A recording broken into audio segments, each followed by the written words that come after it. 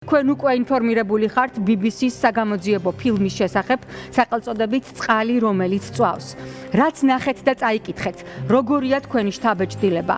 ფილმში გამოითქვა ვარაუდი ქიმიური ნაერთის კამიტის გამოყენებაზე. როგორ შეიძლებოდა ეს მომხდარიყო? არ არსებობს ქიმიური ტესტი, რაც დაამტკიცებდა კამიტის გამოყენებას.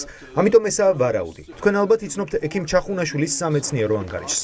მის ნაშრომში კამიტი ნახსენები არ არის, თუმცა იგი მკაფიოდ მიუთითებს CS გაზზე. ის ეფექტები, რომლებიც მას თავის ანგარიში აქვს აღწერილი, პაციენტის ჩივილები, კანზე გამონაყარის, უჰაერობის, ფილტვის დაზიანების, სუნთქვის გაძნელების და გულის პრობლემები, შესაძლოა მხუთავი გაზის და წიწაკის სპრეის გადაჭარბებული კონცენტრაციის შედეგიც იყოს. ჩემი შეფასებით, კამიტის შემთხვევაში ფიზიოლოგიური შედეგები გაცილებით მძიმე და სერიოზული იქნებოდა ვიდრე ის, რასაც ამ მომენტისთვის ვხედავთ. ძალიან რთულია დაიჯერო, რომ ეს შეიძლება ყოფილიყო კამიტი.